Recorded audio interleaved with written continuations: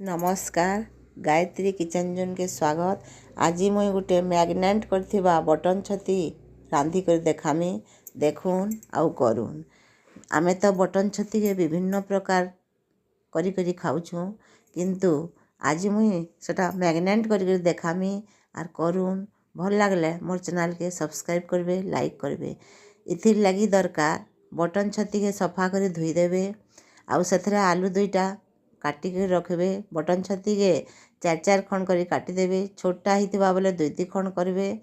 आउ सेथरे दरकार मसला, दही, लुण, मिर्चा, कलर मिर्चा सब दरकार। ये छती के गुटे अलगा जगह के सेरा नहीं जिबे।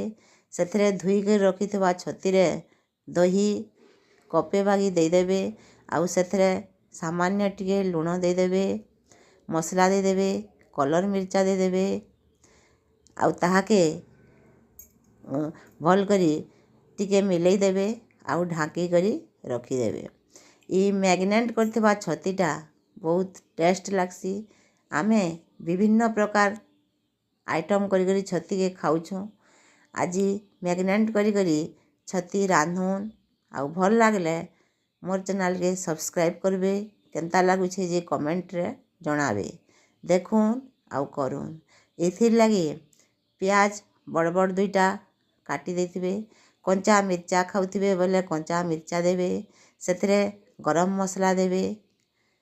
आउ जेन मसला घरे यूज करछन, किचन किंग मसला हो कि एवरेस्ट मसला हो, जेन मसला हो सेटा के नेबे। गुटे कढ़ई रे 2 चामच तेल दे देबे। ताहाके गरम हो सारा परे आमे सेथरे जीरा, सुरसो, सामान्य दुईटा इलाची, लवंग, तेजपत्र, गुटमरीच देकर ताहाके फुटई दमा। इटा फुटी गला परे आमे सेथरे लहसुन काटी कर रखी थमा। लहसुन आउ कंचा मिर्चा के भी दे दमा। भल करी लाल ही करी ताहा भाजी ही गले आमे जेन प्याज काटी कर रखी थमा, बड़ बड़ प्याज भी ताहाके भाजी दमा। ई प्याजटा भाजी देले लाल लाल हेला तक भाजबे, ना हेले कंचा लागबा। सेथिर लगी आमे इताके भाजी साइला परे अदा लहसुन जेन बाटी करी रखी थमा, अदा लहसुन 2 चामच दे दमा। आउ ताहाके भाजी दमा। ई अदा लहसुन के भल करी टिके भाजी देबे, ना हेले कंचा बासना रहसी। भाजी देई साइला परे आमे छोट छोट आलू काटी करी रखी थमा। ये आलू के भी दे दमा। टमाटो काटी कर दुईटा रखी थमा, टमाटो दे दमा। सेथरे लुण दे दमा। लुण दे देले टमाटोटा बहुत जल्दी सॉफ्ट हो जासी। आउ ताहाके ढांकी दमा। लुण दे के टमाटो ढांकी देले इटा 2 मिनिट रे सॉफ्ट हो जासी। सेथरे हल्दी पके दमा, कलर मिर्चा पके दमा।